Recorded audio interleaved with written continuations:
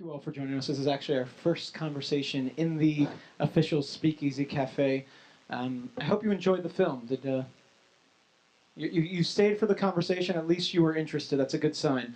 And definitely, it's not every day as we do our selections for the other Israel Film Festival.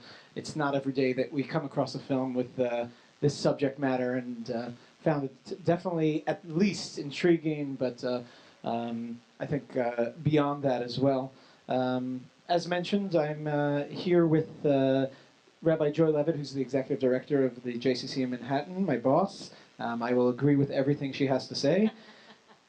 And with Daisy Khan, who's the executive director of the American Society for Muslim Advancement, ASMA, which, you'd think you'd tried at ASMA. We used to get a lot of medical hits on our website. We didn't know why. People who couldn't spell asthma were going to our website. So. And in Hebrew, asma means so what. So Asma. what? Asma. So what? In Arabic, it means the high and the exalted. Much better. or interesting, actually.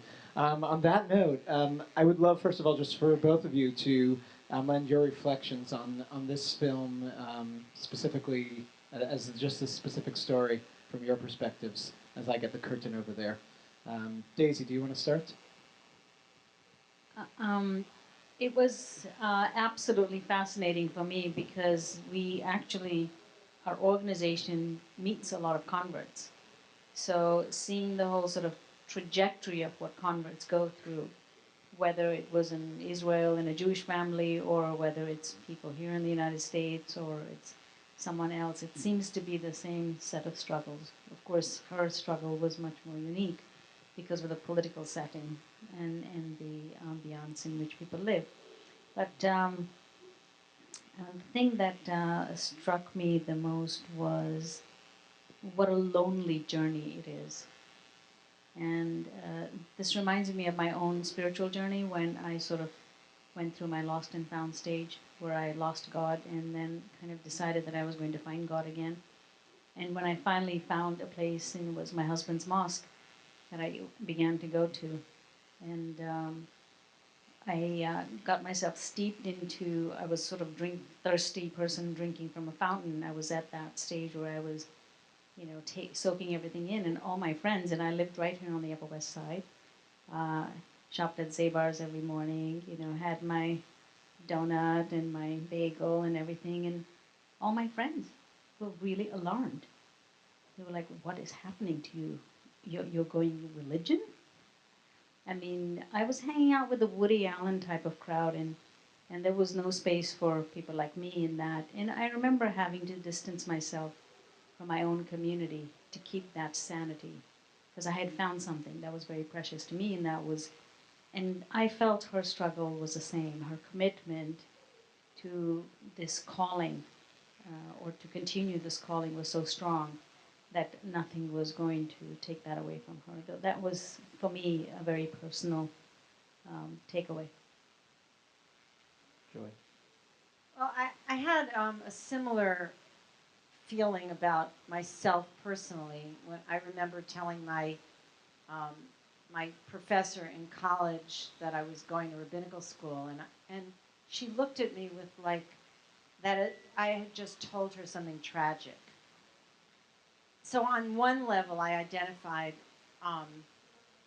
with that idea that when you become more observant and you come from a family that or your community is less observant, there is a kind of sense that there's something wrong with you, that you must have some gigantic problem that you're trying to resolve if you become more observant. And I think people often experience it as an indictment on their way of life when you make this choice. But as a rabbi and as a Jew, I think for me watching this film was very painful. It reminded me of a conversation that I had in 1990 in Dharamsala, India, with a Buddhist nun who had been born Shapiro in Los Angeles and was now a practicing Buddhist living in Dharamsala. Um, and and when I asked her, what her journey was about, she said, when I was 16, I went to my rabbi and I said, "What happens after you die?" And she said, and the rabbi said, "You're dead." And I just couldn't bear it. I couldn't bear it. And there was a part of me that, as I was watching that story, particularly early on when she was trying to reconcile her feelings about the loss of her friend, that suddenly was some moment, and it really harkened back to that conversation. But what was really striking for me was that I too went to my rabbi when I was 16 and said, "What happens after you die?" And he said, "You're dead."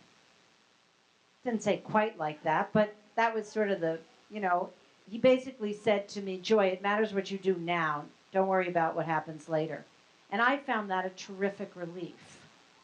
And my journey, my Jewish journey, led me to be a rabbi, and her journey led her to be a Buddhist. And I think at the end I felt like it really was a matter of faith, that this attempt to understand the psychology of why people do what they do is ultimately not very satisfying and not very useful. I want to go into the very specifics of this film, which is the fact that we can't leave out the Israel context here, and the fact that she's becoming Muslim in Israel specifically, where the Muslim population are, even within citizenship, are second-class citizens. Outside of citizenship, some might consider them even enemies of the state. And her making this choice, and what you make of that from your reflection of the film.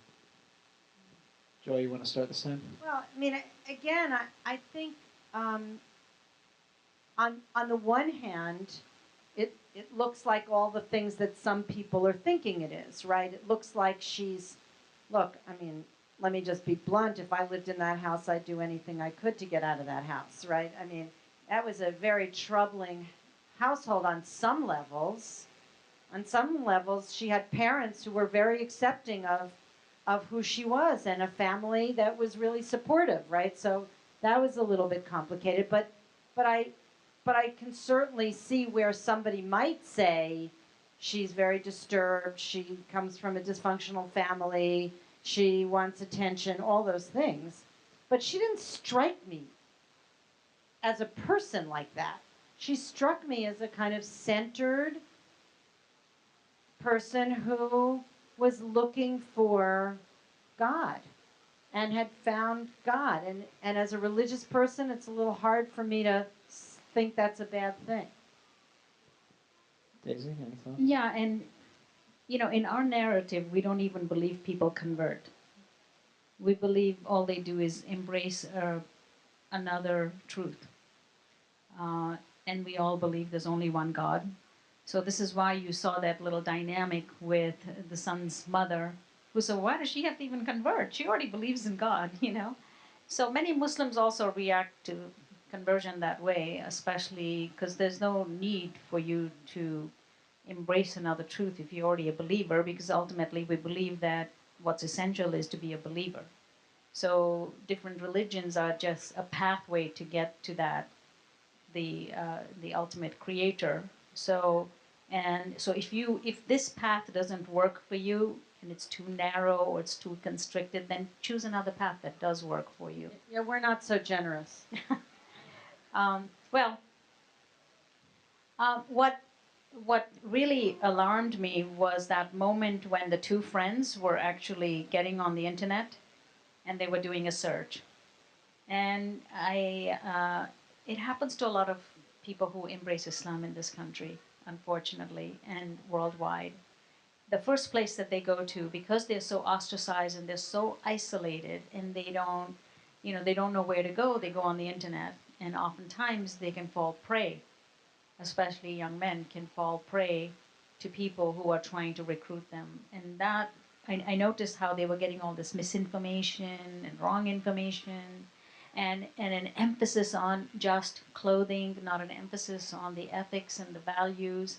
And that's a real concern for converts wherever you go. And now, just for one religious question before we open it up to the questions from the audience, their child, will he be Jewish or Muslim? Actually, from a Muslim perspective, actually, it's the best combination. So we also conduct a lot of interfaith marriages. So the best combination is that a Muslim woman marries a Jewish man marries a Muslim woman. So, because no, actually the other sorry, it's actually a good combination, but because both the kids are going to be both. Because the lineage of the child from Islam comes from the father, and in the Jewish tradition it comes from the mother. So in their case, that's interesting. so in their case, because she's Jewish, her child is Jewish in her eyes, and for us, the child is Muslim from our Well, eyes. in her eyes, the child will be Muslim, but in our eyes, the child will be Jewish. Yeah. The As child, though that because of- matters. the mother's Jewish and therefore Yeah. Jewish. Let's take a few questions from the audience. I had the feeling she was a rather confused young lady. And even though she came from a Jewish family, the ramifications of her Jewishness unfortunately meant very little to her. And the fact that she became a Muslim just to me meant that she was so lost with her Judaism. I mean, negating her family, grandparents, history, Holocaust, everything, that she felt she needed almost anything to get past.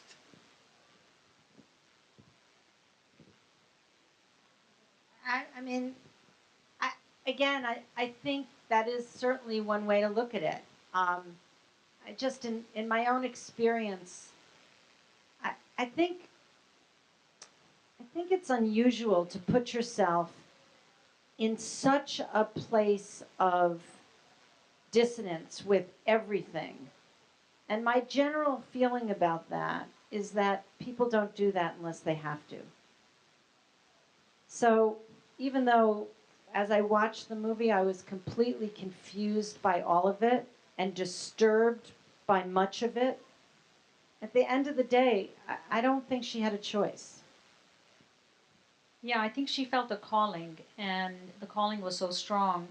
And I think she had probably reached a stage where she was able to reconcile with both. Because we Muslims, when you become a Muslim, I mean, Muslim theology includes the theology of Judaism. So it's not a rejection of Judaism, it's an embrace of Judaism as well as Christianity, because our theology has all religions in it. You know, it's embedded because our story is the final story. Your story is the beginning story. So fortunately for us, the story actually includes the whole story of the Jewish people. So if you are reading the Quran, for her, much of the Jewish tradition is already weaved in there. So it's not an outright rejection of it.